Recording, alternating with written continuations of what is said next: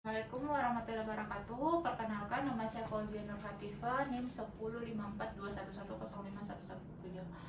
Nah, pada video kali ini saya akan mempraktikkan cara resusitasi pada anak atau bayi. Nah, yang pertama-tama alat dan bahan yang kita butuhkan. Yang pertama ada manikin anak, kemudian ada sepasang handscoon, ada balon suction, kemudian ada almu bag, kemudian ada pipa orofaring atau gudel. Nah, setelah itu kita mencuci tangan terlebih dahulu. Setelah kita mencuci tangan, kita memakai handscoon.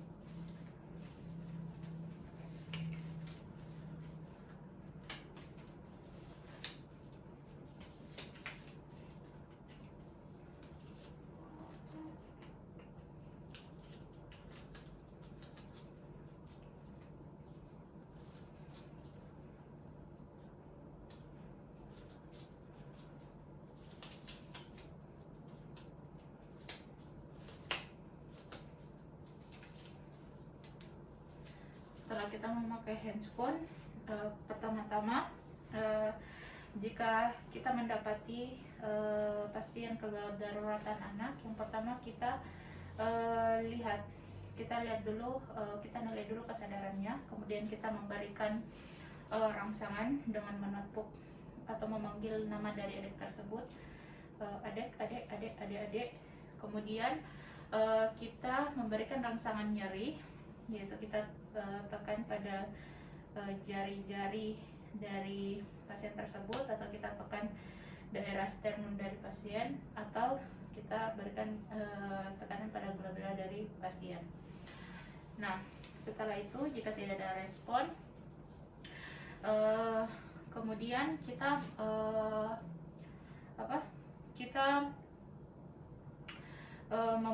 membutuhkan selanjutnya, kalau tidak ada respon, kita memanggil bantuan.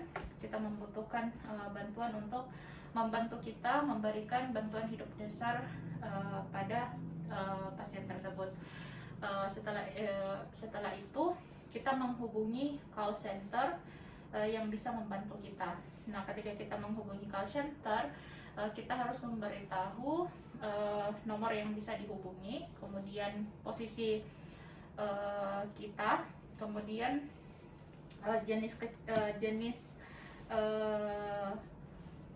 jenis kejadian, kemudian berapa korban, kemudian bantuan hidup dasar apa yang telah kita berikan. Nah, setelah itu kita memindahkan korban ke tempat yang lebih aman, yaitu dengan mengangkat bagian kepala dan belakang korban secara garis lurus, agar jika terjadi cedera tulang belakang tidak terjadi pergeseran. Kemudian kita letakkan di atas benda yang keras dan rata. Nah, jika pakaian dari pasien ketat atau bisa menghambat jalan nafas dari pasien, kita segera gunting baju dari pasien. Setelah itu kita melangkah ke primary survey. Nah, pada primary survey yang kita nilai itu ABC, yaitu airway, breathing, dan circulation. Yang pertama airway, kita nilai dulu jalan nafasnya. Nah, jalan nafasnya yang pertama itu kita melakukan manuver head tilt atau chin lift, yaitu dengan memegang kepala dari bayi, tangan kiri kita memegang kepala anak, kemudian jari manis, jari tengah, dan jari telunjuk di bawah dagu dari anak, kemudian kita dongakkan kepala anak. Nah, di sini kita juga bisa melakukan manuver look, listen, and feel. Yang pertama look, kita lihat apakah ada pernafasan cuping hidung atau tidak. Kemudian kita listen, kita dengar apakah ada wheezing atau nafas yang stridor atau bengek. Kemudian kita feel, kita rasakan apakah ada pernafasan yang diiringi dengan gargling, di mana gargling ini merupakan suatu hambatan nafas yang diakibatkan oleh cairan atau lendir dari pasien tersebut. Nah, untuk membebaskan, yang pertama itu kita mengambil balance suction, yaitu dengan menekan, kemudian kita masukkan ke dalam mulut, kita lepas, kemudian kita buang. Kita tekan, kita masukkan ke dalam mulut, kita lepas, kemudian kita buang. Kemudian untuk setelah dari mulut kita ke hidung kiri dan kanan dari pasien, sama, yaitu dengan kita tekan, kita masukkan ke dalam hidung, kita lepas, kemudian kita buang, kita tekan, kita masukkan ke dalam hidung, kita lepas, dan kita buang. Setelah itu kita lanjut ke breathing, yaitu pernafasan dari pasien. Nah, jika tidak ada alat, kita bisa menggunakan mouth to mouth, berarti mulut ke mulut. Nah, jika kita ada alat, kita bisa menggunakan amubek, di mana amubeknya ini sudah terpasang dengan oksigen. Kemudian masker dari amubek tersebut yang baik untuk anak, yaitu dengan menutupi hidung, mulut, dan dagu anak. Kemudian caranya itu kita kunci amubek tersebut dengan 2 jari, yaitu jari telunjuk dan jari ibu jari. Kemudian jari tengah, jari manis, dan jari kelingking memfiksasi di daerah dagu dari pasien ini. Kemudian kita bunyi dengan bunyi kom pas pas, kom pas pas, kom pas pas, kom pas pas, kom pas pas. Nah, setelah itu jika tidak ada juga, kita bisa melakukan pijat jantung. Nah, pijat jantung ini kalau pada anak kita bisa menggunakan 2 teknik, yaitu dengan jempol atau dengan 3 jari. Yang pertama itu dengan 3 jari. Jadi kita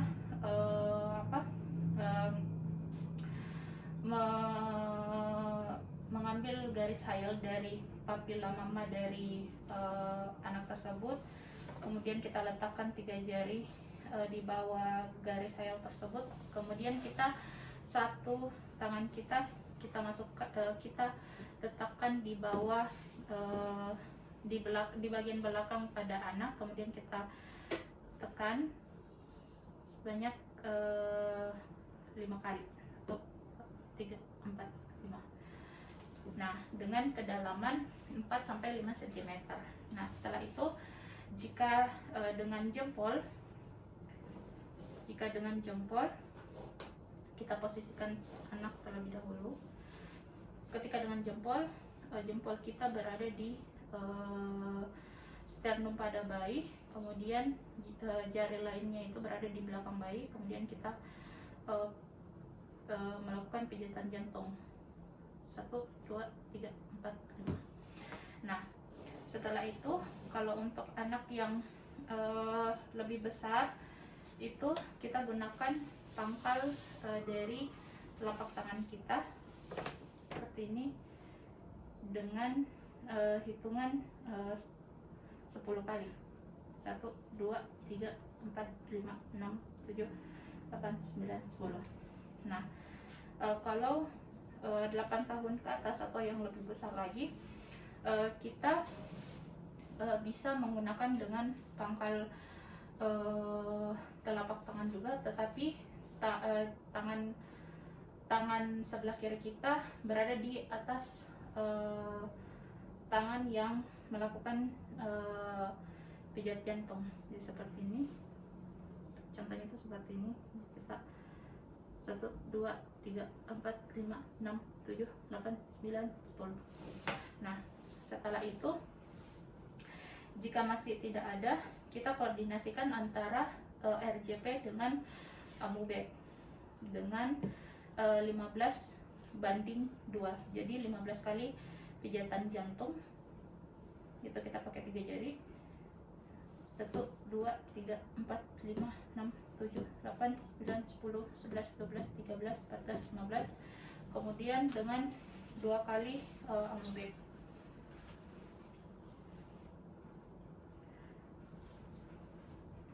Ini kompas pas. Nah, setelah itu jika masih tidak ada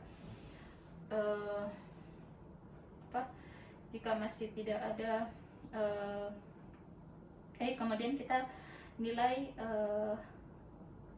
pernapasan dari pasien. Jika masih tidak ada, kita gunakan pipa orofaring atau budel.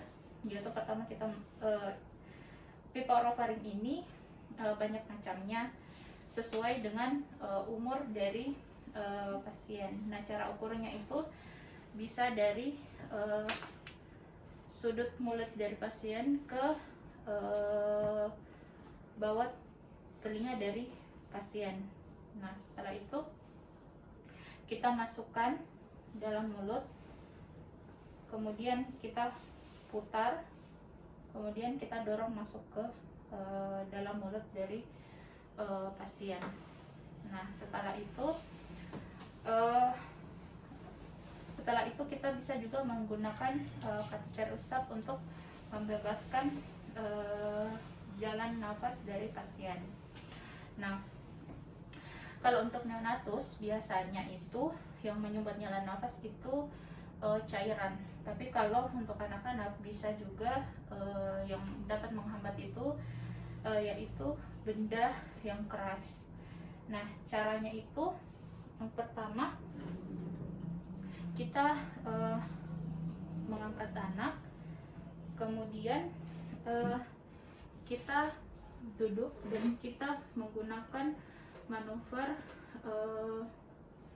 back blow, yaitu kita menggunakan lutut untuk menahan anak, kemudian kita tepuk bagian belakang anak seperti ini. Setelah itu kita bisa juga melakukan seperti ini pada anak di 2, 3 seperti itu. Nah,